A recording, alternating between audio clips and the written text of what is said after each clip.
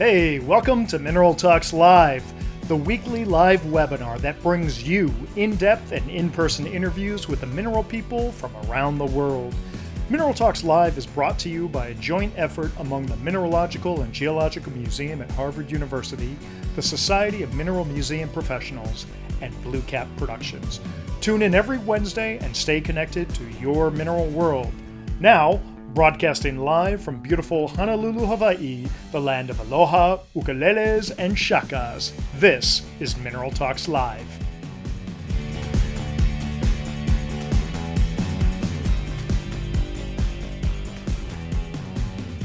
Hello and welcome to all of our viewers out there. Today is January 13th, 2021, and welcome to episode 31 of Mineral Talks Live. We're thrilled that all of you can join us today, and I can honestly say that today's guest is a real treat to have on the show. But before we get to the guest, let me tell you a little bit about our show. Mineral Talks Live is the weekly mineral talk show broadcasting to you live every Wednesday. I'm Brian Swoboda, the president of BlueCap Productions, and together with my partners, Dr. Raquel Alonso Perez from the Mineralogical and Geological Museum at Harvard University, and Dr. Eloise Gaillou from the Society of Mineral Museum Professionals, also known as the SMMP, we'd like to welcome you to our program. Our goal in creating this program has always been to bring together all the different facets of our mineral world, from curators and curatrix to collectors, dealers, miners, researchers, artists, and the media that serves this industry. We wanted to explore all the different roles that these people play in the mineral world and get a little taste of their personalities while also enjoying some of the natural treasures associated with them. All the fun and laughs we're having, well, that's just a fringe benefit. We always strive to make our list of guests a real and true reflection of the global nature of our mineral world. And even in the production of this show, this global nature is reflected by the fact that I'm broadcasting live from Honolulu, Hawaii, while Raquel is on the other side of the United States as she broadcasts from Boston, Massachusetts. Sometimes that's hard to say. And Eloise is broadcasting live all the way from France. So just in the Mineral Talks Live staff, we're spanning 11 time zones, or pretty much half the globe. Now, I share this information with you so that you understand that as an audience, you too are plugged into this global network, and as such, your participation helps to make this show what it is. So we encourage you to participate and be an active part of our community. Now, there are two ways you can do that. At the bottom of the screen, you'll see a series of buttons. There's one button labeled Chat and another labeled Q&A. The chat feature allows you to type messages to everyone watching and participating in the show. So when you first sign on, feel free to fire off a chat message to everyone telling us where in the world you're tuning in from. During the interview, our guest and I will be focused on our conversation and not really looking at the chat window. However, both Raquel and Eloise will be very active in those chats, so look for their comments along with everyone else's.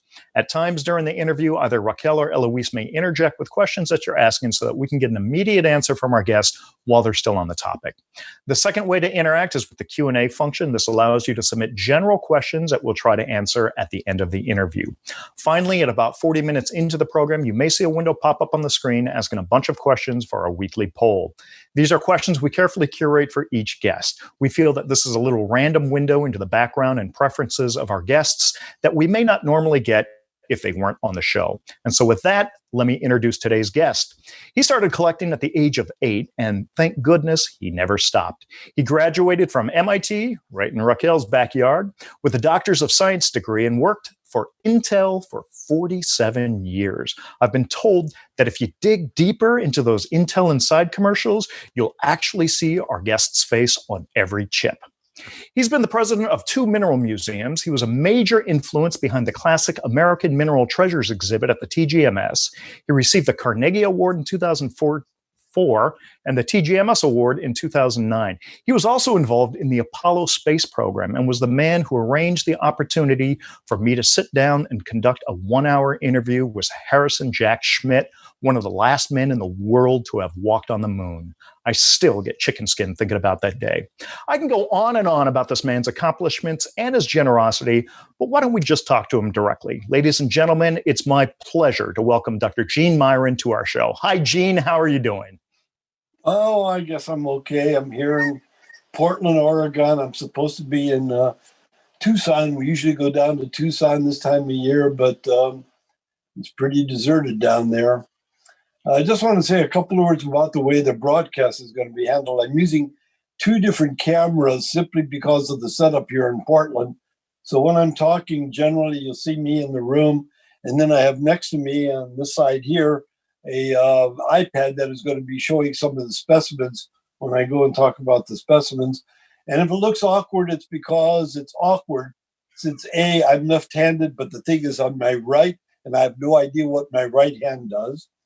And second, it's not a mirror image, which I'm used to working on. It's a true image reverse, and therefore I don't know which direction I'm moving things. So give me a little bit of sympathy when we look at the specimens themselves as I move around, jockey them around in order to make the pictures good. That was truly rationalized as a top-notch engineer would do it. Thank you. Well, I figured you wouldn't do it, so I had to do it. But by the way, in spite of everything, I might say Brian and I are really good friends. And in fact, my wife wants to adopt him, but that's a second kind of a topic. And she's talked to him about that. That's not a secret. Well, I'm still looking forward to my slow dance with her when we finally get together again, COVID-free, and are in a venue where we can dance. So I love Roz. It was great seeing her yesterday during our test. Anyway, to talk about rocks, there's a lot of different topics because I got involved both as a kid, as a collector, like just about everybody involved in the mineral hobby businesses. They started as a kid, either they collected in local quarries or rock cuts or on vacation, or they went to a museum, as I did, the Cleveland Museum of Natural History, and you saw the wonderful specimens there. Or in more particular, and again, I think this goes along with just about everybody, you had a mentor, somebody that was interested in getting you involved in something and spend enough time to make you become a convert. And that happened to me when I was about 8 or 9 years old. There were 3 real events that I could point to. One of them is related to this. If you switch to this the other screen now for a second, which I can't see because of my picture there. There we are. Where is it? There we go. It's a little Petoskey stone from Michigan. And this is when we went from Cleveland, Ohio, where I was growing up, to Michigan for a vacation. And during that, in the middle of the shores of the lake, you could find these fossilized corals that are called Petoskey stones. And it was interesting, but that was all it was. The main influence that caused me to do whatever I'm doing, both in the scientific and technological field, as well as the interest in mineral collecting in particular, comes from my uncle. My father was born in Norway. He left Norway in about 1930, came to Cleveland, Ohio. And one of his family stayed in Norway, and most of them ended up in Auschwitz. Well, one uncle escaped from Norway, came through Russia to the United States before the war started with the United States, went up to Canada, joined the Royal Norwegian Air Force in Canada, became a navigator, went over to England, was flying missions over Germany, was shot down, captured, spent the rest of the war in prison camp. When he was liberated, he came back to Cleveland where my father was, and he was the one that installed in me the idea of technology and everything. And I still remember as a kid asking him the questions like, how do you explain grass is green to a blind person? And he would have the patience to try and answer me in a way that would make sense. And I also remember asking him the question is, if the temperature goes from 20 degrees Fahrenheit to 40 degrees Fahrenheit, are things twice as hot? And again, he would answer me. And by the nature of his answers, he instilled in me a curiosity as to why does the universe operate the way it does. His second influence was that he had a boyfriend friend before the war who was the head of the Paleontology Museum in Oslo, Gunnar Henningsmoen. And when we went to Norway right after the war, I was introduced to Gunnar, and he took me out rock collecting. And that was the real official start because I could visit the museum, see all these wonderful specimens.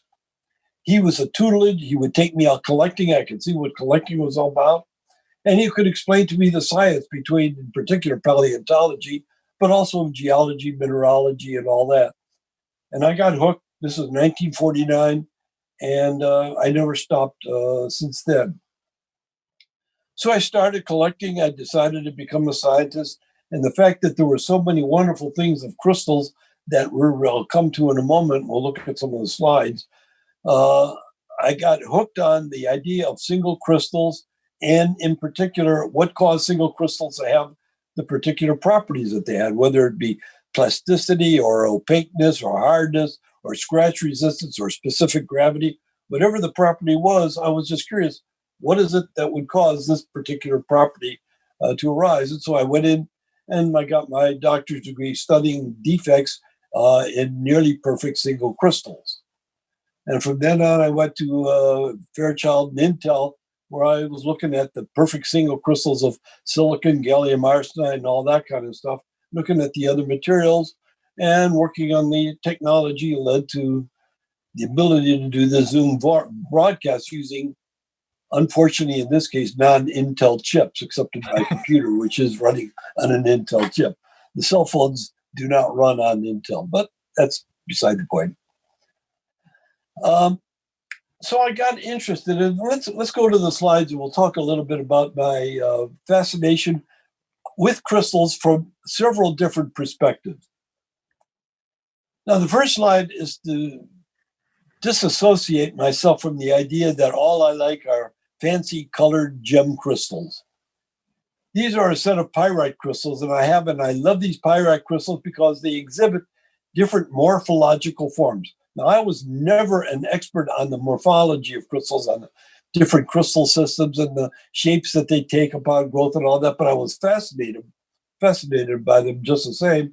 And so these are some of my favorite crystals, regardless of the fact that, some of them are just $2 for a crystal.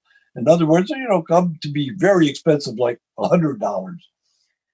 So you can see the different morphological forms that come because of compositional differences and because of pressure, pH differences in liquids, temperature differences, whatever, that cause the crystals to form. And the one in the top center is one from Norway from the time of when I was collecting there. That was, 1940, 50, 70 years ago that I was collecting crystals.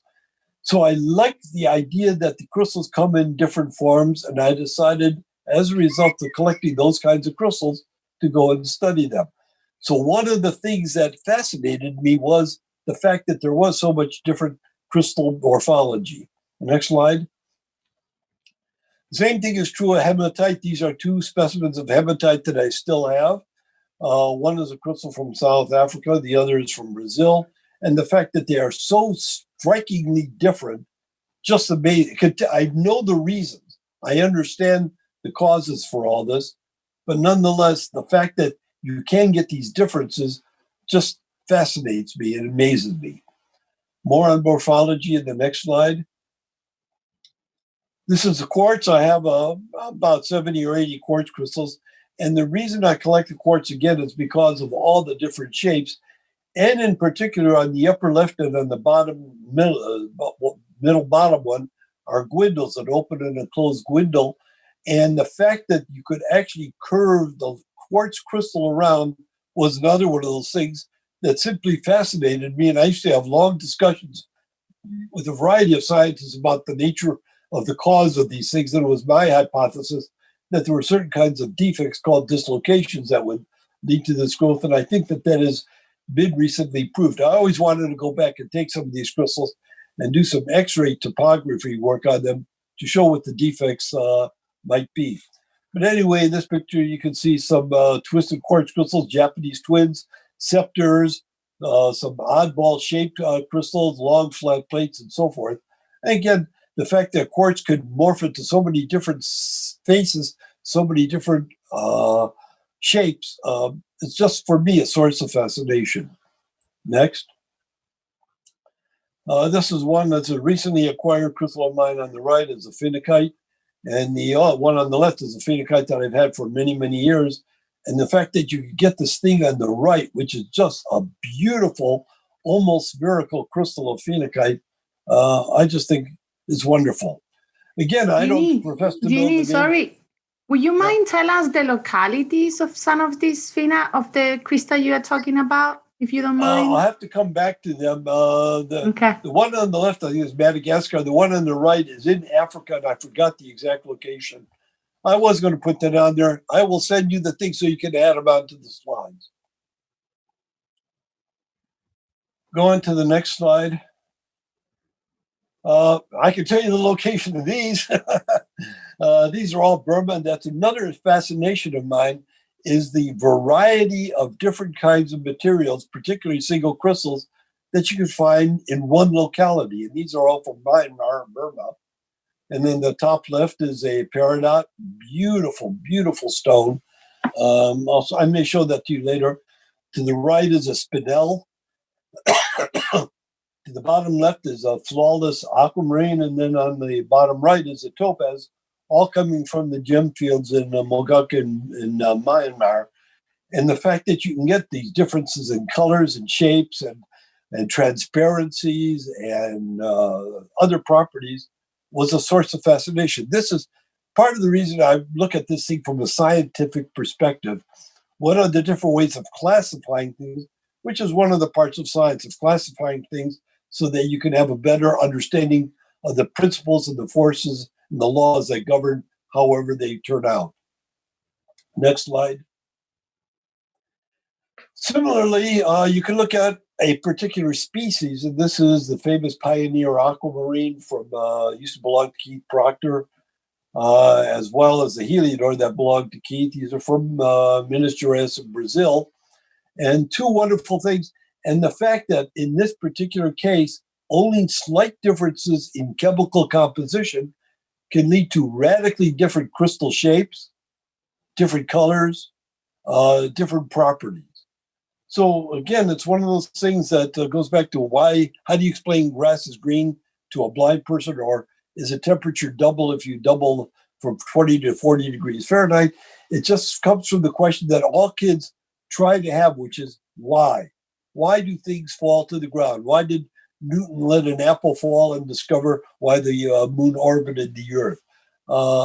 These are the questions that just fascinated me. And as I say, I think that they fascinated everyone that went into the field of mineral collecting, and in particular those that went into this as a profession. Maybe, Luis and Raquel, you can chime in whether these influences influenced you to do what you do.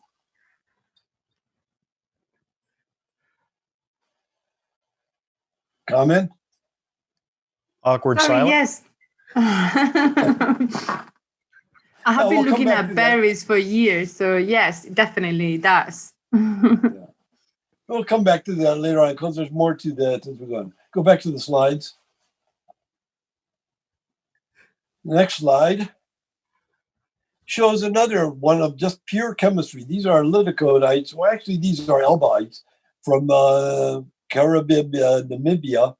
And it's a specimen that actually, Brian, your dad, collected this one. This is on his first trip to the Ochua mine. Is this from one piece, or are these slices from various different pieces? This is from one piece. Yeah. These are the slices in order: upper left, middle left, upper right, then down to the yellow one, then to the green and across. They're all slices taken a few millimeters apart across one crystal. And what they exhibit is a difference in crystal chemistry of very, very small amounts of trace elements like iron, manganese, other things that get into the crystal and do a zoning process. So when this crystal is sliced horizontally like a bologna, which is similar to the way that the silicon wafers are sliced out of a large silicon crystal, you get this beautiful range of colors of this remarkable crystal that Ed brought out. Oh, I forgot when it was. I guess in the early 90s. Well, one thing I love about looking at these slices in series like this is it's actually kind of a picture window back into time.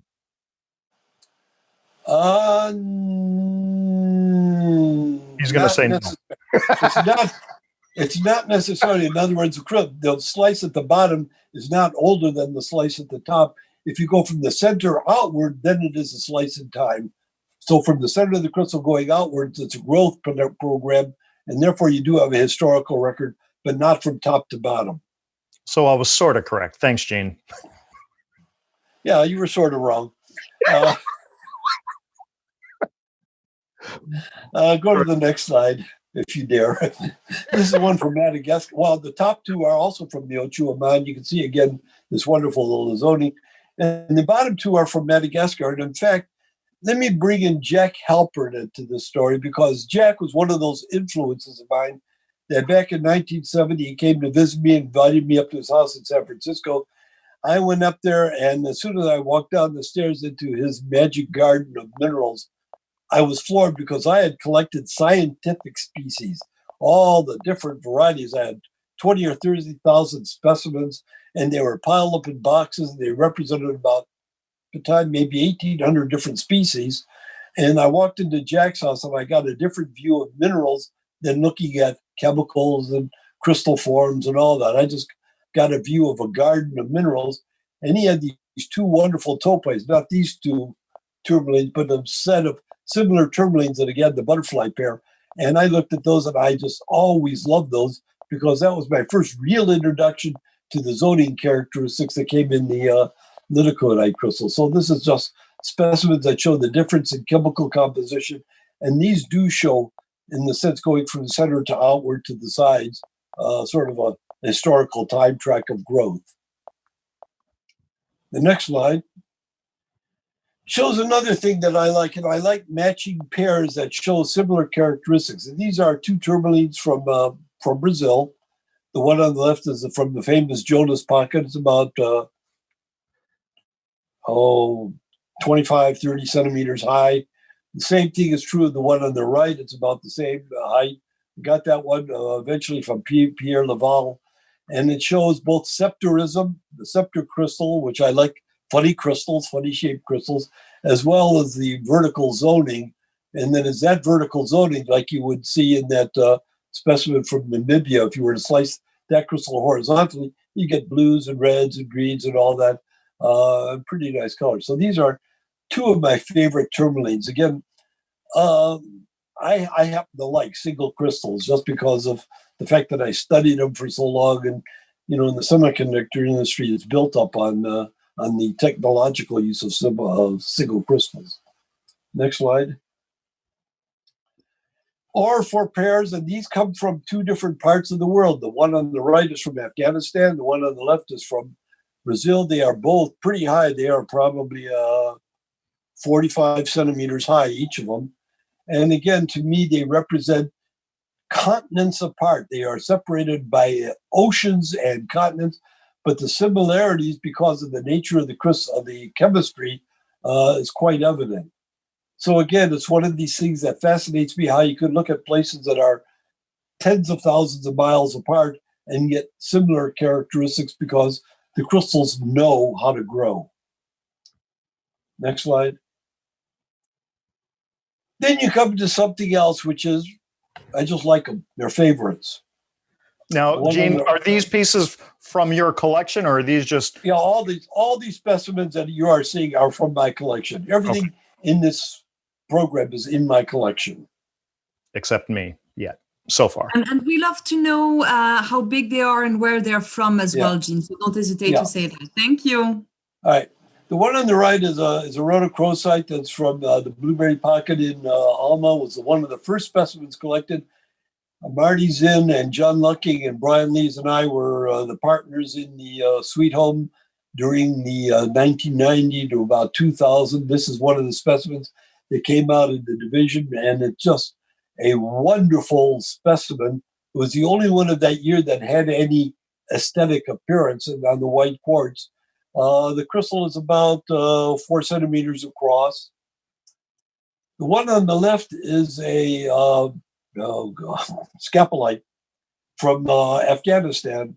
And this is a funny one, and it was a surprise because I got it in a package. Wayne Thompson and I got it. And when we got it, the only thing you could see was the top surface of the top larger crystal. And I knew I liked it because it was a different material from Afghanistan. I had started collecting Afghani specimens and Pakistani specimens. So we gave it over to Sander Fuss. And about 2 weeks later, he called and said, by the way, there's a second crystal there. as he was cleaning it and trimming it, he found the second crystal in back. And he excavated that one. And it turns out to be this classic specimen that everybody loves, is this pink double crystalline matrix, undamaged, unrepaired. Wow. It's just one of those true favorites that was a surprise. To get that with zero repairs, knowing that you couldn't see that second crystal when you first got it, amazing. We couldn't even see the top of the termination of the first crystal. All we could see were the top faces, some of the top faces. Fantastic. Next slide. Favorites again, and I want to point out that it is not a matter of money. It is a matter of fascination, desire, likability, questioning properties, and all that. On the left is an emerald I acquired recently from Colombia.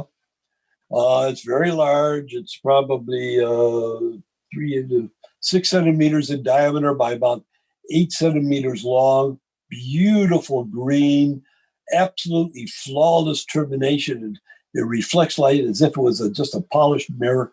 A beautiful, beautiful, beautiful emerald specimen, and obviously quite valuable. Now, Gene, that emerald was one of the ones that were on exhibit at the Walensky Gallery back in, 2019, September of 2019. He had a special show there. And for anyone who's looking at that, the photo doesn't compare to seeing it in person. It is an amazing, amazing specimen. We were there. We were able to film the whole exhibit, and just incredible piece. Congratulations on that, Gene. Yeah, no, the Stuart has done a wonderful job of publicizing different minerals in different ways, and I have to hand it to him. But he put on that exhibit at a time when he opened his gallery in New York, and it was, a very risky event, especially to have that many, around 40 world famous emeralds on exhibit, and just a tremendous, never to be seen before, and probably never to be seen again, exhibit of the world's finest emerald crystals. Absolutely. I mean, it was stupendous. It was just jaw-dropping to be able to, and these were not emeralds that he owned. These were emeralds that he borrowed from people, and he had identified the best emeralds that he was aware of and put together this grand opening. He was in the process of doing another one for Quartzes, and we covered kind of a sneak preview of that in the What's Hot in Tucson 2020, but obviously because of the coronavirus, he was not able to move forward with that. So we're hoping to see him do that once things calm down a little bit. But incredible event. If anyone ever has a chance to attend one of these, it's definitely worth the trip. This is in the Chelsea district of New York City. I want to point out, by the way, that he did own some of those emeralds, like the one that I let him have of mine and traded with him was called the Angel of the Andes, the big crystal with the little spikes coming out of the top. Yeah, that's an incredible piece. I think we had covered that a few years before in What's Hot in Tucson, but absolutely amazing piece. I didn't know we'd talk about it, otherwise I'd have a photo of it. But again, an incredible exhibit and some great presentations that were put on that day. So carry on, Gene. Go back to the slides. The point of the slide, though, is that the pieces on the right are equally my favorite, even though they are probably $3 for the one specimen. And the reason I love these gypsums from, they're about, maybe 4 centimeters, 5 centimeters long, is the fact that they illustrate under ultraviolet light this wonderful zoning pattern, which again is characteristic of growth conditions, chemical conditions, and the sensitivity of these impurities to ultraviolet light. But these are equally my favorite as the emerald crystal. It is not a matter of cost, value, rarity, or anything. In this case, it's a matter of fascination with the properties of the materials themselves, what made them be like they are. Why is gypsum like this so fluorescent? And the emerald is not. It turns bright red if you shine ultraviolet light on it. Next slide.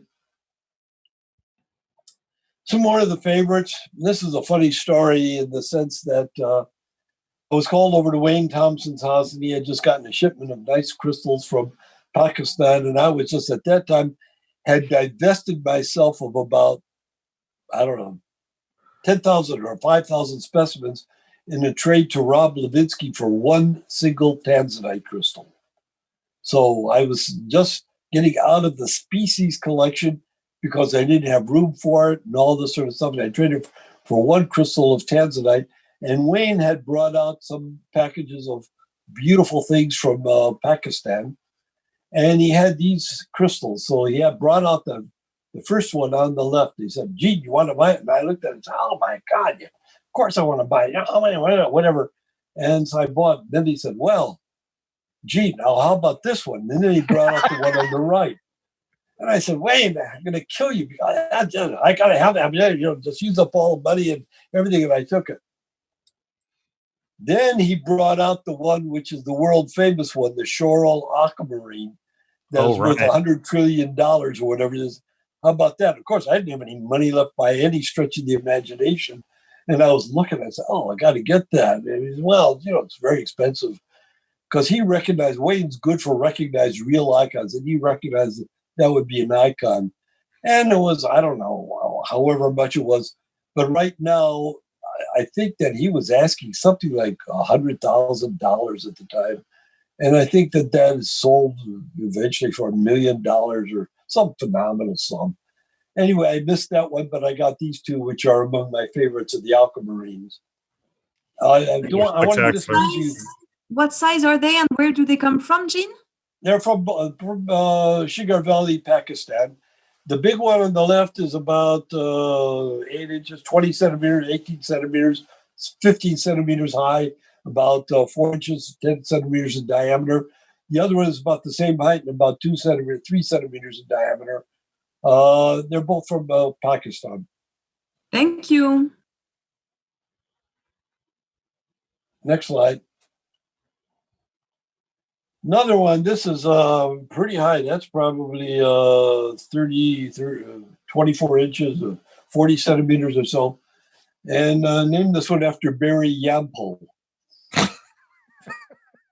Big Y. And again, we're back to the Y issue, huh? Yeah, be careful. We can hear you laughing, Brian, on the background. It could be the peace symbol, too. But anyway, it just came out. I was notified, but I just loved the crystal form, the fact that it just formed this beautiful, beautiful, beautiful specimen. And I've shown that at Tucson.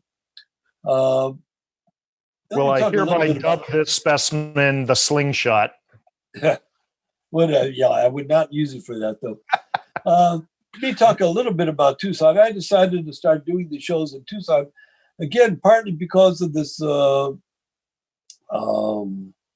thing with Jack Halpern. After I saw his tourmalines, I had decided to do a case in Tucson of color and tourmaline, which is the first real exhibit that I started to put on. And what year was that, Gene? Pardon? What year was that when you did that first one in Tucson? It was probably 1990 or so. Okay. 1992, something in the early 90s. And I decided to put it on. And since I knew all the people involved, I could get tourmaline specimens from all the collectors and the dealers. And I had a really nice exhibit of all the different varieties and forms of tourmaline, showing the impact of color in tourmaline. And that's where Jack Halpern's butterfly was so important, because it showed the amazing range of colors that you can find even in one specimen. Mm-hmm. So I started doing that, and then I teamed with Bill Larson, and we started doing exhibits in Munich and Tucson for the next years. One day in 2006, I was at a dinner party for Bill Pinch in Tucson, and I was talking to Shields Flynn, and I had this idea. He said, "Okay, what are we going to do next year?" And I said, well, I leaned over to Bill, and I said to him, what about doing a show on the best specimens that are ever found in the United States? And he liked the idea. And the next day, we had a thing at the Tucson Gem Show on the main floor, where I got 8 people together, Brian Lees and Bill and Shields Flynn, and I think Rob was there and a few others. And we decided that we're going to do a real show on the 50 best localities in the United States. That led to the American Mineral Treasure Show in in 2008. It took 3 years to put it all together to get the almost 2,000 specimens representing these 50 mines. One story out of there that gave me a heart attack, since I was responsible for getting it all together. I put in a case myself just of something or other. I forgot what it was. But the case next to where I was putting my own together was being put together by Buzz Gray, and he was showing the gem mine, the Benitoite location in California. And then he says to me, Gene, 7 specimens are missing. And I'm saying to myself, well, 7 specimens of the finest Benitoites in the world are missing, and I'm responsible. That's good news. It turns out he had left them in a safe back in wherever he was living in Montana, I think. And he had just not taken them out of the safe. But for about a day until he found that out, I was sitting there worried that somehow somebody had taken 7 Benitoite specimens out of the show. And oh my God. It was weighing on me all the time during the whole opening of the American Mineral Treasure Show. Well, Gene, to this day, that still remains one of the most iconic TGMS shows ever. And I think it's proof positive of your own insanity that you volunteered to organize that whole thing. I mean, amazing amount of work. Really, it was. Yeah, but the thing that made it easier, I mean, this is not a plug or anything like that, is that working in the computer industry, I knew how to, at that time, how to do a lot of organization and searching out and all that imaging, printing of them and all that. So the tedium of doing it was really simple. The main part of was deciding what specimens, where they would go, who would be responsible. And then with Gloria Stabler, we put out the book on American Mineral Treasures, as to who would write what chapters on what things, what pictures would go in there. So it was the logistics and not the actual technical doing of it that was the problem. And you actually gave a presentation, an in-depth presentation on all of the kind of hurdles that you had to overcome in that organization back, what I call the Dallas Symposium Year Zero, 2010, when Rob Levinsky did his grand opening. And on Facebook, I'm going to post the link to that because I think it's available online on BlueCap Productions YouTube channel. If not, I will place it up very shortly. But it has you giving that presentation, and it also has the presentation that Jack Schmidt did, talking about his experience landing on the moon. So I think it's very topical, and I think the viewers might enjoy watching that. Yeah. Yeah, well, as you know, I just love the space program. I mean, to me, that was a hallmark in American ingenuity, technology, innovation. And I'm going to come back to that in a moment when I start talking about some of the minerals that I will be showing you in a few moments. I have no doubt. Next slide. Okay. Another one of my favorites. This one was, I got this from Danny Trujillo. This is about a 5-foot cavity in the amethyst, and he carved out this piece, and I just looked at it and said, that's just, it shows growth, secondary growth, different materials, different ages, and it happens to be aesthetically just absolutely gorgeous. Next. This one also has an interesting story, is that there's a very, very famous aquamarine that is now in the museum in Lebanon, in the MIM. That was one belonged to me. It was a large specimen with about a dozen blue aquas coming out of it. And it was, some people said it's the greatest specimen in the world. I mean, the most beautiful specimen. And I don't know if it was the most beautiful, but it certainly ranked in there. I decided to let it go because I got something else that I wanted, which is, I'll come back to that in a moment. But when I let it go, I knew that Wayne Thompson had this one still. Wow. So telephone call 1, yes, I will let it go. Telephone call 2, 7 seconds later, Wayne, I'm going to take this one because I have to have one of these. This is the second specimen that came out at the time of that great one that's in MIM. And it's a very large Pakistani specimen. It's probably 15 inches high, 35 centimeters or something. high, and it has these big spikes coming out of it. Just a glorious piece of aquamarine. And from Now, Pakistan, Gene, or where is it from? From Shigar Valley, Pakistan. Mm-hmm. Thank you. Gene, have you named this piece? No. No? Because you know what? I've not been one for naming specimens. The only specimen that I have any affiliation with a name on is one that Raquel has now at Harvard, which is the big Jonas tourmaline with quartz called the Fleur de Lis. But that was named one of the 4 named specimens long before I got it. Wayne and I got that, and I ended up with it and donated it to Harvard, where it sits today. Okay, well, I think this is a fabulous specimen, obviously, and I look at it, and it makes me think of those huge kind of tube people that flop around in the air in front of the tire stores. Yeah. So maybe you can call this the Big O. Big O? Big O tires? They don't have that over there? Oh, yeah, but I didn't know what the tire company was. Brian, I think leave the minerals names for the mineral people. Okay, all right. All right, next slide. I'll say it for you, Next Gene. slide. Again, one of my favorite. We got this one. This is from Afghanistan. It's a tourmaline and kunzite from Paprock, Afghanistan. And it's fairly large. It's about 30 centimeters high. Maybe 7 centimeters across on the giant spodumene. Just a beautiful specimen. We got this one. I didn't have money for it. Let it go, and eventually I got it back on an exchange. Next slide. The reason I'm showing these, by the way, these are all in Tucson, so I can't show them here in Portland. And of course, I miss going to Tucson. I should be there now, like all of us, except that the circumstances of the current virus preclude much travel. Again, this is one of my favorite Shigar, Pakistan aquamarines, and it's about 12 centimeters across, 12 centimeters high. Beautiful double crystal, the V. Next.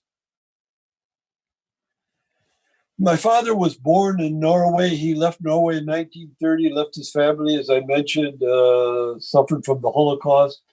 But we went back in 1949. I learned about Kongsberg at that time. I didn't know much about it then. And afterwards, I started just accumulating silver specimens from Kongsberg, including the one at the left that was found by Bob Jones. He etched it out. I think he etched it out of the calcite. It's a beautiful, very large specimen. It's 8 inches, it's 15 centimeters high or something. And the others are a variety of different Kongsberg specimens. The one in the picture in the square in the lower left is cubes of silver I got from Mike Bergman. The figure 8 is from Kongsberg. It was got that from Richie Cosner. The one in the upper right is an interesting one. I was at the Munich Show, and I had known the person who was in charge of the museum in Kongsberg, Fred Steiner. And he saw me there, and he asked if I was interested in any of the Kongsberg, not from the museum, but the people would always come to him with specimens that they had for sale that they wanted the museum to buy. And he couldn't buy them, so he saw me and he said, "You want a Kongsberg?" I said, "Yeah." So this is at the Munich Show in October, but he said, "You have to come to Norway to see it," which doesn't bother me because my remnants of my family was there. But I had to go home first. So I flew back from Munich on Sunday, and flew back to Oslo on Monday to pick up that specimen. That is amazing. And you can still see that it has the threads at the bottom left of the specimen that would hold it in the, I think it was the wooden mount that it was originally put into. Yeah, you can always tell those ones that were in the old ones. Can I just interrupt for a second? I'm going to launch the poll. I'm just saying that we're 45 minutes in. We have 15 minutes remaining. I'm the timekeeper today. Okay, we'll go quickly. Next slide. It looks like it grew. It's actually just represents the stages that I collected. The one on the left is the first one I got, then I got the next one, then I traded for the really great one that is now in Barry Kitt's collection, and eventually traded for the really massive one. Of course, these are all the blue caps that Brian's father was involved in, the blue cap, the Tourmaline Queen mine in California. I think so much. Is there any more slides? There is, but let's... Gene, why don't we go live to some of the species that you have with you there? Yeah, let's go to some of the species. I got to get rid of this thing off of my screen.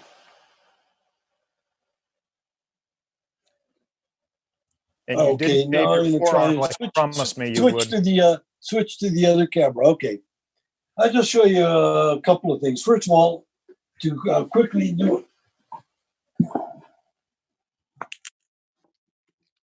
I also have a trillion collection, and I started that because of, again, Wayne Thompson and the Tanzanite. This is the Tanzanite, and this is the peridot. I bought the peridot from Wayne Thompson, and he happened to have a trillion that went with it. And I just thought these trillions were so beautiful. What's the carat weight of the trillion there? Gene, what's the carat weight of that trillion there? There's a 23 carats. So wow. I was going to mention, so I started collecting them, and at the same time I got the Tanzanite trillion about the same size, about 23 carats, and I decided to start collecting Tanzanites, trillions, as well as these specimens. And I did the same thing. They have characteristics of color, size, all of them are the same shape, the trillions, and I just got them as a sort of a lark, and then I kept on doing it. So I have about 115 of these now, just a sort of a sideline interest. I like your sideline interests. Yeah. Jeannie, say that again. You have how many trillions? I have 114. Keep collecting. I want you to say you have a trillion. They are all individual species, or you have like everyone? No. There's many duplications. There are 5 fluorites and 6 aquamarines and all that. But I think there are 28 different species. I also did a lot of self-collecting in my life in Cleveland, which is not particularly well known for collecting. But I started off at the Cleveland Museum and would collect various things there. This is just an interesting quartz crystal self-collected. But I collected this with astronaut Jack Schmidt, not on the moon, but in a mine in China a couple of years ago. We went together, gave some talks there, and Rob Levinsky had arranged to visit a mine, and we actually collected these quartz crystals during our visit in China. That's an amazing story. I love specimens that have really good stories attached to them. This is one of my favorite quartz crystals. This is an Arkansas quartz crystal. And again, it's not just a quartz crystal. It's got this amazing thing where the top of the crystal fractured and moved and got re-cemented back on. So you can see the crystal where it shifted off of this plane, moved that way, and glued back on. I just find that from a crystallographic point of view fascinating. So that's why I collect quartz crystals of a variety of shapes. Was that a McEarl piece? No, that's probably a Coleman. Okay, Ron Coleman. Here's my favorite crystal. In my collection, I have a lot of crystals, obviously. This is perhaps my favorite. I got this one from a guy named John Saul. John, I met in 1970 in Kenya, in Nairobi, where I happened to be looking for rocks when my wife and I and the 2 kids, 6 and 3, were going to go on safari in Africa after a tenure at the University of Bristol, where I was doing some lecturing. We ended up in Kenya, and I tried to find somebody who had crystals, and somebody directed me to this office where there's a guy. And he looked at my ring, which I was going to show here, but I have an MIT ring, which is called a brass rat. I walk into this place, and there's somebody with a beard, and he looks at my ring and says, "Oh, a brass rat." Because he had graduated from MIT the year before I did. He came to Kenya, and he had done a lot of mining and so forth.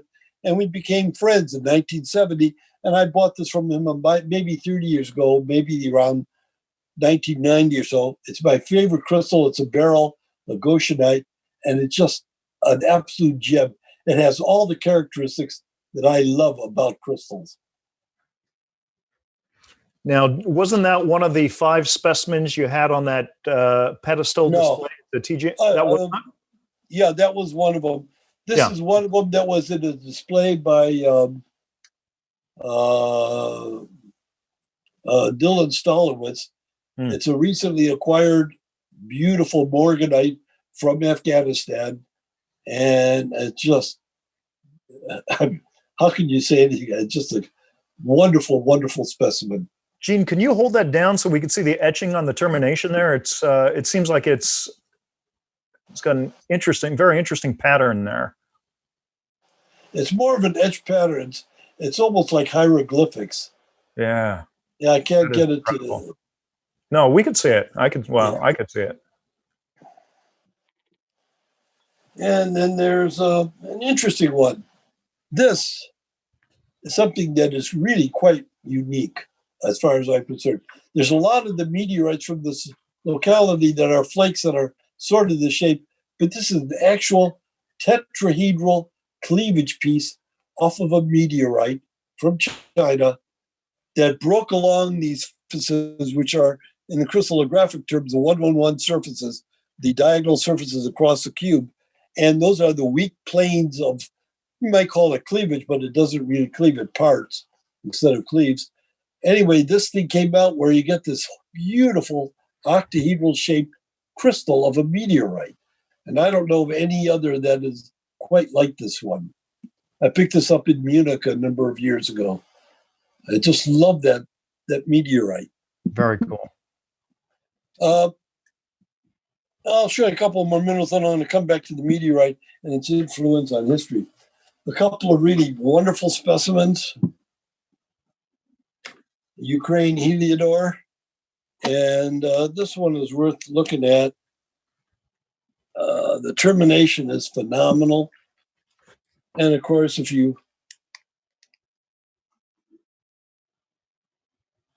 is gem clear all the way through. And it gives a startling image. It's like a kaleidoscope when you look at it. That is amazing. And we're so used to seeing the Ukrainian heliodors being massively etched on the side, and this is not that way, and it's fantastic. It's marvelous, Gene, marvelous. And then there's this one which came out of the Tourmaline Queen, and this one is about 3 times larger than any of the other BlueCap tourmalines. And I traded for it from Rob Levinsky, and it just, it's single crystal. It's a beautiful, beautiful piece. If I could find that flashlight again. Yeah, I was going to ask you if you could hit it with the torch. Look at that. Look at that. And look at that forearm of yours, Gene. You've been working out. Yeah, well.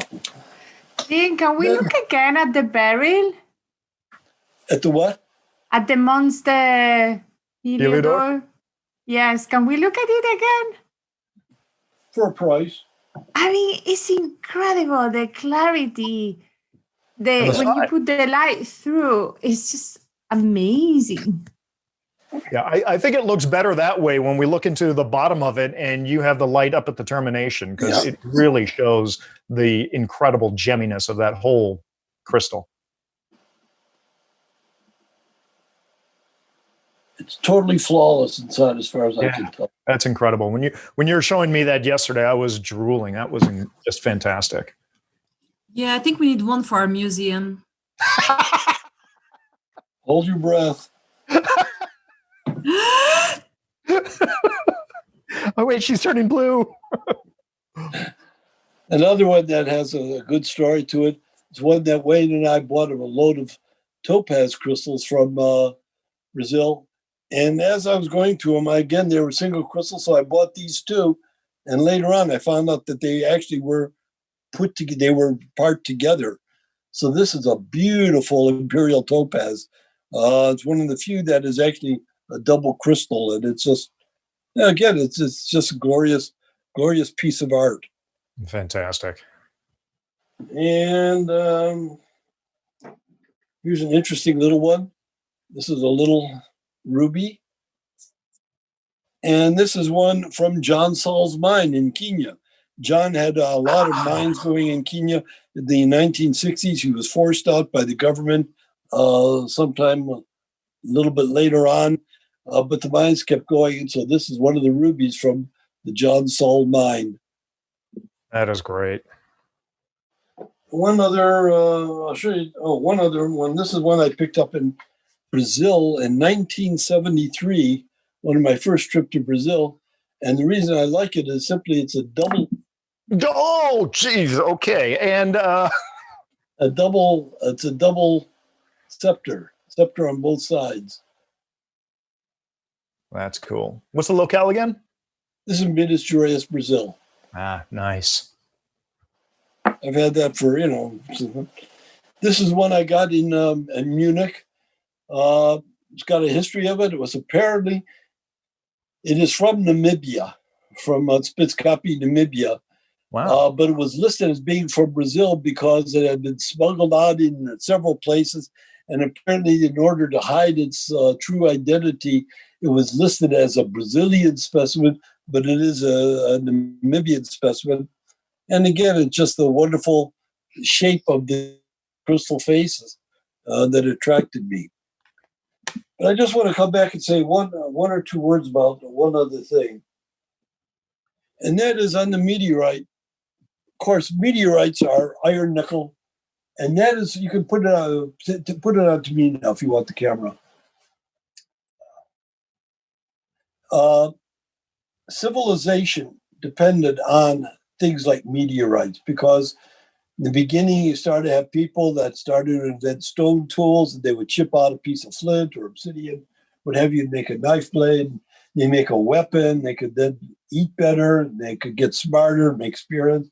And then some people found out that if you beat on meteoric iron, you could make tools that were sharper or lasted longer. So you had the Iron Age. You found that you could melt copper with tin to make bronze, or copper with zinc to make brass. And you could start making other implements, and civilization grew on the technological importance of minerals. You then could find iron to make cores for transformers, and copper that was ductile, and you could draw it out into huge leads and make transmission wires, and you could electrify the United States and the world. You could find silica as sand or quartz crystals, grind them up, extract the silicon, take the silicon, grow it into single crystals, put a little bits of impurities in there and make semiconductor devices, and you invent the whole age of computers, cell phones, Zoom, and all that stuff. Mm-hmm. The whole civilizational thrust is based on minerals, the understanding of the minerals, the understanding of their properties, how they were formed, where they are found. Why is it that you get vast deposits of iron in one place rather than just a mixture of iron throughout the world in some uniform amount? Why do you find gold in particular places? Why is gold valuable for currency or value for its influence on monetary value? Why are gemstones so happen to be so hard so they can make wonderful things out of them? Why can you make concrete out of limestone? All these questions come from the exploitation of the properties of crystals, of minerals. And that's what fascinated me as a kid. That's what fascinates me now. That's what kept me going.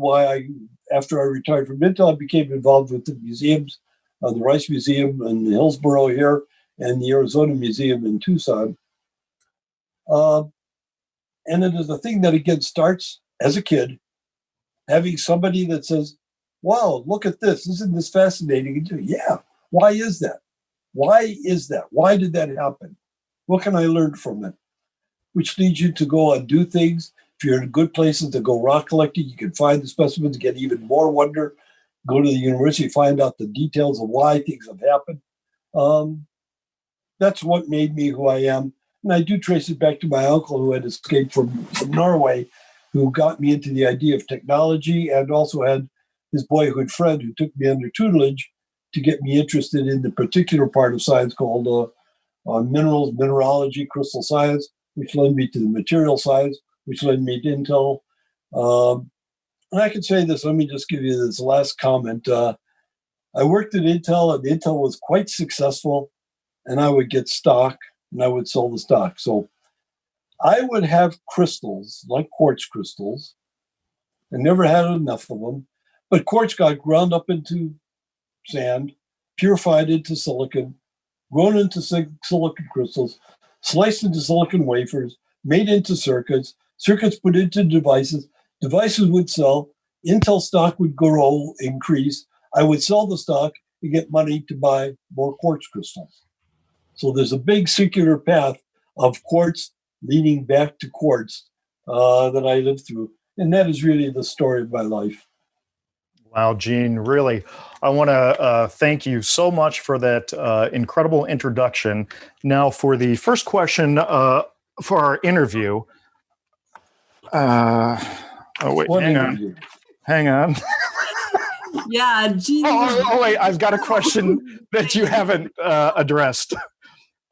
Myronite, obviously the mineral named after your wife. Tell us about that. What about it? Tell us about it. I think you have a sample there that you can share with us. Yeah, yours is on. Yeah, I got a notice. I did not find Myronite. I did not name Myronite, but Rob Levinsky had a piece of something that was unknown. He sent it to the University of Arizona. People there that were doing the mineral analysis and named several things. And Rob, much to my appreciation, decided to call this mineral Myronite. Now, the original pieces, there were two pieces that were about, maybe the size of a marble. And they were in a green rock. I forgot what the green rock is, but these were tiny specks of Myronite, which is a blue phosphate mineral with some copper to give it the color. And I calculated that in these two samples, which were the only two samples in the world, I calculated that there was enough for maybe 1 molecule per every person in the United States. That's the total amount of Myronite that existed. Wow. It was really tiny, tiny little blue crystals. Subsequently, a couple more specimens came out, and I do have one here. If you can go back to the, let's see, maybe I could do it this way. Oh, no, Gene, don't touch anything. Just let Eloise. Oh, my God. That's huge. The purple is, that's a sugilite. Okay. The Myronite is the blue, dull crystals that are on the back. The ones in the original specimen were much deeper blue, a real azurite blue, but these are the bigger crystals. So about 5 of these were found subsequently that were mixed with the sugilites. So that was Myronite. It was named after, as you say, my wife. And it's very nice. It's very pleasing to have a mineral named after you. Absolutely. All right, Gene, well, obviously we are at the point in the show. I've got some 5 questions that I'm going to ask you. These are quick fire questions. We need your immediate response on these, and then we're going to see how the audience has responded to that. So, let me ask you a question first. Oh God, no, that's not the way it went. Come on, let me do something in this show. I just do I have to answer honestly? I leave that to your discretion. Okay. Okay. Question number 1. We're going to do this Jeopardy style in honor of Alex Trebek. The category: historic figures. James Dwight Dana or Robert Noyce? Robert Noyce. Wow. Okay. Okay. Question number 2. This is pop culture. Star Wars or Star Trek? Star Trek. Star Trek. Question number 3. This is music. Flute or classical guitar? By far, flute. Way by far. I played the flute for 45 years. Question number 3. Gene, do you know what it is when I go like this? It's question number 4, by the way. Question number 4, you're correct. Do you know what I mean when I go like this? You're having a fit? Oh, close. Topic, Ohio. The 3 C's or the 3 R's? He's looking perplexed. I have no idea what you're talking about. Wow, really? Okay, well, you got to choose one.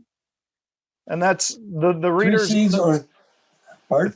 The 3 C's or the 3 R's. The readers have probably been, or the viewers have been equally perplexed as to this question. I thought you'd know this, but... No, I if it's a basketball question, I never cared about basketball. You ask me about the Cleveland Browns or the Cleveland Indians, I could go on for hours about them.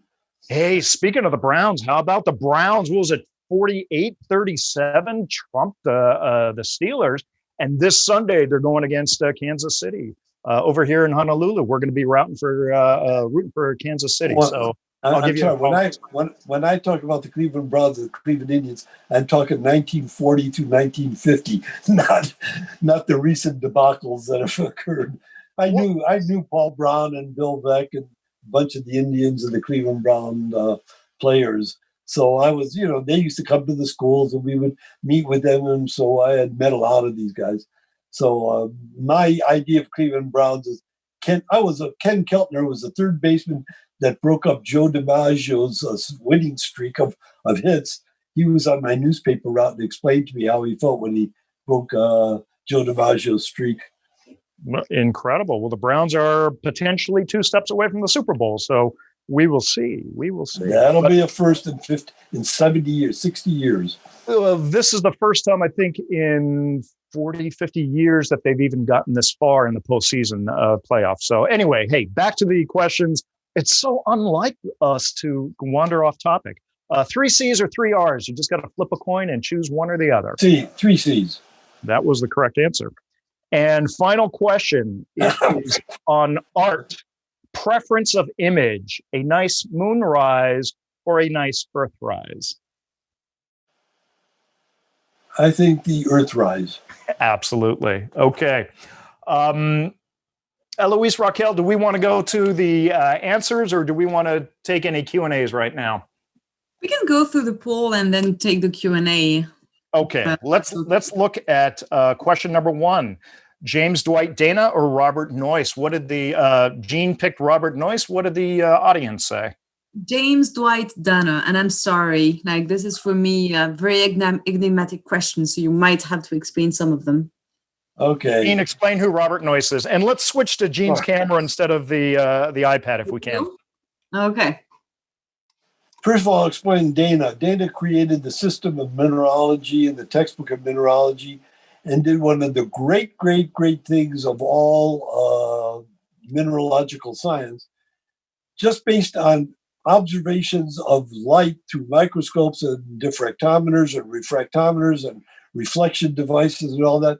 He came up with crystal systems, 6 crystal systems or 7, depending how you define the rhombohedral system, that even after the advent of X-rays that determined the actual structure of a lot of minerals, was proven to be 100% correct.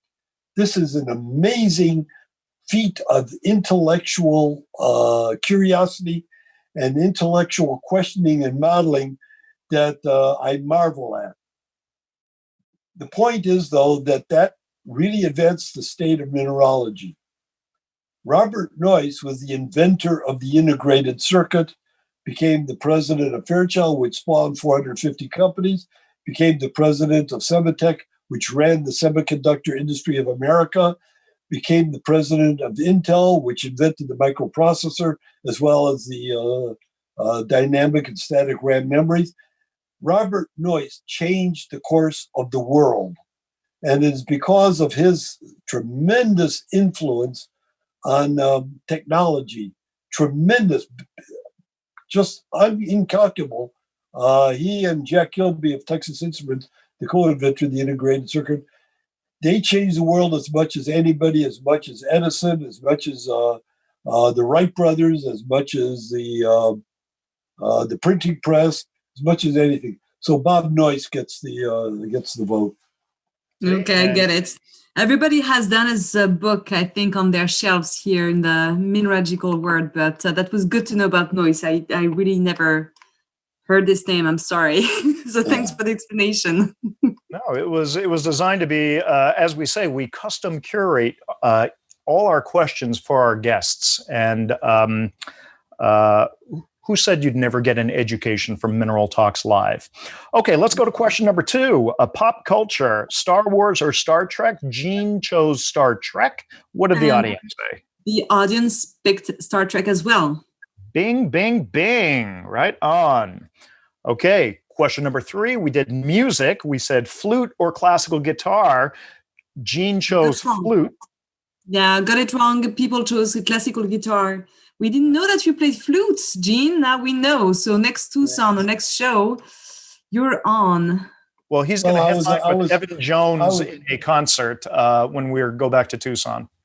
No, I was lousy as a soloist. I played in the Purdue All-American Marching Band and the Symphonic Band for 4 years. I played in the Palo Alto Symphonic Band. I like classical symphonic band music. I'm not a soloist because I'm just not very good at the flute.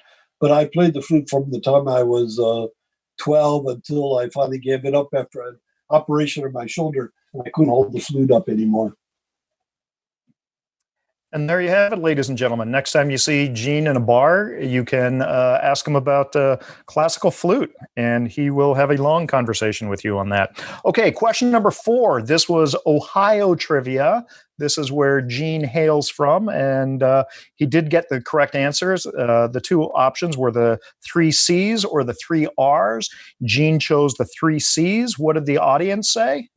54% 3 C's, so I don't know if it's luck or if it's just... Fantastic. Jean, okay, the 3 R's we know are reading, writing, and arithmetic. The 3 C's, Cleveland, Cincinnati, and Columbus. What do they all have in common? What do they have in common? Yeah. They hate each other. Well, they're all in Ohio. Come on, buddy. I know that. I know. Everybody knows that. They didn't know that they hate each other. Okay, let me ask you this. This is makeup question. Ohio trivia. Is it wash or wash? Wash. Wash. Okay. Well, there you go. Final question. Preference of image: a nice moonrise or a nice earthrise? Jean chose earthrise. Earthrise as well. Earthrise. Jean, do you have a moment you could take the iPad and show everybody the incredible image that is on your wall and talk about who has signed it? Well, I can't talk about everybody who has signed it, but let's see. Can you? Well, let's switch to the iPad view. Switch to the iPad view, yeah. Oh, let me step back. There we go.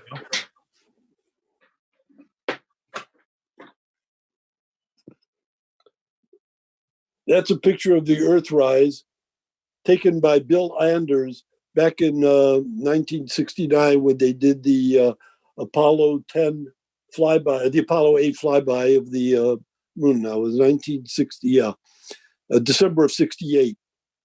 But I got this thing signed. I was always, from my time when I worked with the Apollo 12 program, I was always fascinated by the space program because what they could do and the fact that they actually pulled off this technological marvel. And I got this thing with a few of the signatures. I started meeting all the astronauts, and there's a bunch of the things. So up here is Neil Armstrong's autograph, Vance Brand. I have a number of the Russians, Alexei Leonov and Valentina Tereshkova, and 11 of the 12 people that walked on the moon have signed this. All the Gemini, the beginning astronauts, and Mercury astronauts. And so there's about, 40 or 45 of the astronauts that have signed this. A lot of them I got myself from having met the people, but it's just, to me, it's a celebration of everything I worked at during my technical career. You know, it's the height of technological ingenuity, the height of trying to overcome tremendous obstacles of responding to crises like the Apollo 13 problem when they had to figure out how to bring these guys back after their ship was disabled. the fact that they lifted off the moon, the fact that they brought a rover to the moon, all these things to me are just marvelous. And so I celebrate the space program, and I always have. Well, Gene, we could go another, Wow. we could go another hour easy just on your space stuff. I will share with everybody that when we were doing our test yesterday and I saw that photograph, and then you told me that the Gemini and the Mercury crew, in addition to the Apollo, which I would have assumed had signed that. And the Soviets, I just went crazy. And I said, that photograph, that signed photograph, is my personal favorite piece in your collection. And I want to add that this book is Return to the Moon. It was written by Jack Schmidt.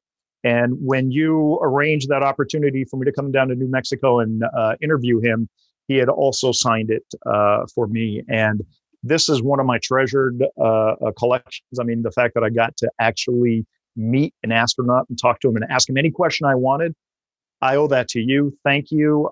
This now belongs to my children, and it is truly a piece of history. And so, Gene, from the bottom of my heart, thank you so much.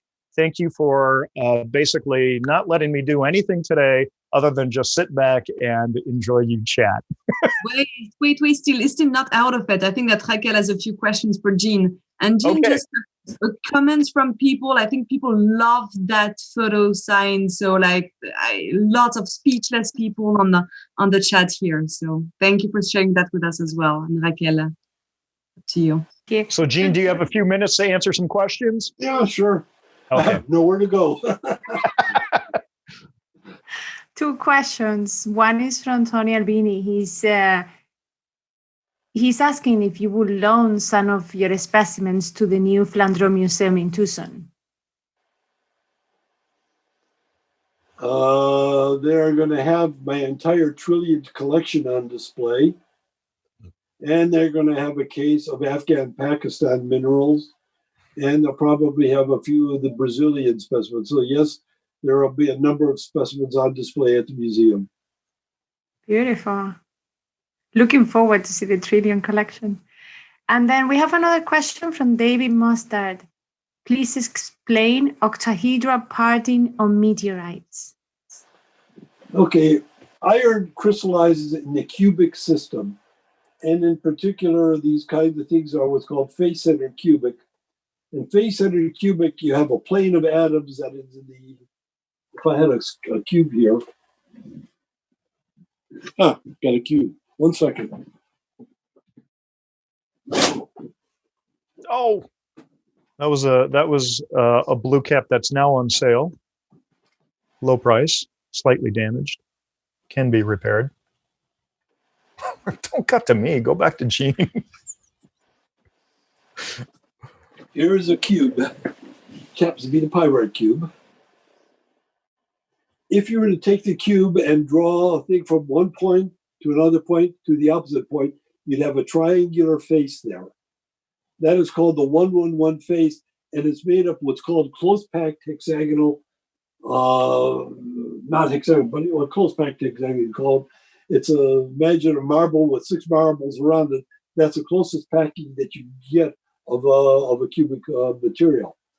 It happens to be an easy plane to break things on. So fluorite, for example, which is cubic, cleaves on that 1-1-1 surface. That's why you can cleave out all these octahedrons out of pieces of fluorite, because the cleavage plane is this 1-1-1 plane.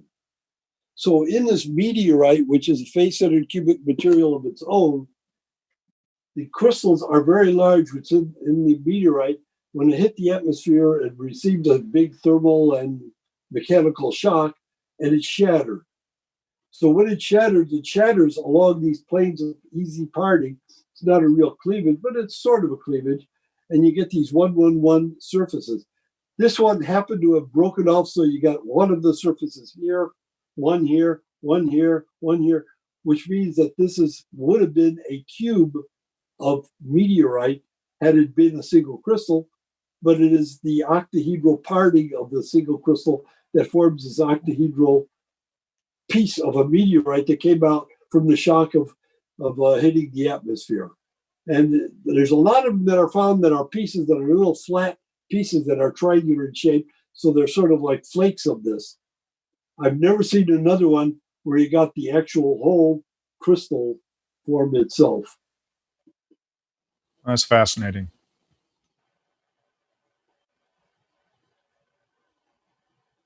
It is. It's just remarkable to me that this thing survived like that. Wonderful. I think that's it. We were able to answer some of the other questions before already. Can I show you one other piece of specimen then? Yes. Of course. Meteorite. Let me get this out. You find this one interesting. And then dinner's ready. Yeah. So, Gene, I was going to ask, by hour 3 of this interview, is Roz going to come in and bring you a sandwich? I doubt it.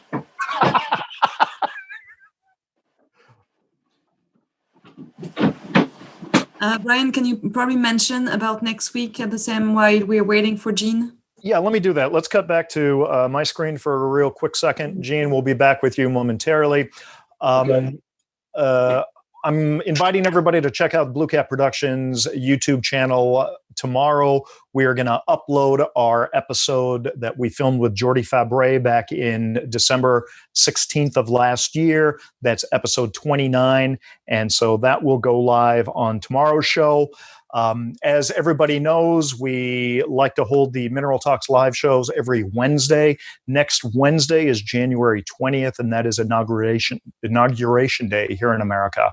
So for that reason, and for the reason that it's a little bit of a short week due to Martin Luther King's Jr.'s birthday, we are actually going to not air a show next week. We're going to skip next week, and our next show will be in 2 weeks. So 2 weeks from today, we invite you to come back. We're going to have Jeff Scoville on our program, master photographer out of Phoenix, Arizona.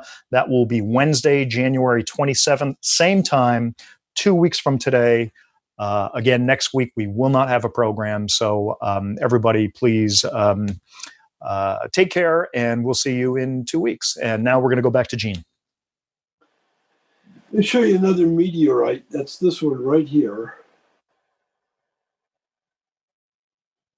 which is a lunar meteorite. And they can prove it's lunar from the composition, that's particularly of the radioactive elements or the inclusions or the gases that are in the rock. So it's a lunar meteorite, which is not particularly rare, although this size is pretty good. But the thing that makes this one wonderful is that when they cut it, they saw that little thing at the top. Oh, yeah. That is a piece of the original meteorite that struck the moon, that blew these pieces off of the moon, that solidified in transit to the Earth, landed in the desert in Africa. And so this is one of the few pieces of meteorite from the moon that actually has a piece of the original iron nickel meteorite that caused the thing.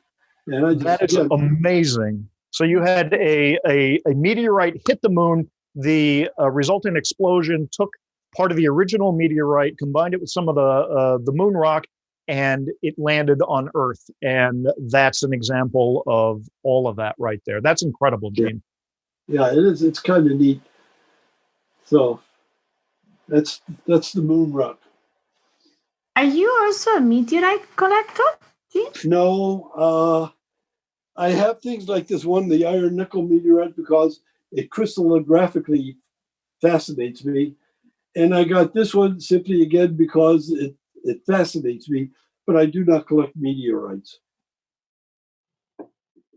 That's another whole field. You go into that, you just never come out. There's just so many beautiful, wonderful, wonderful objects that you can do.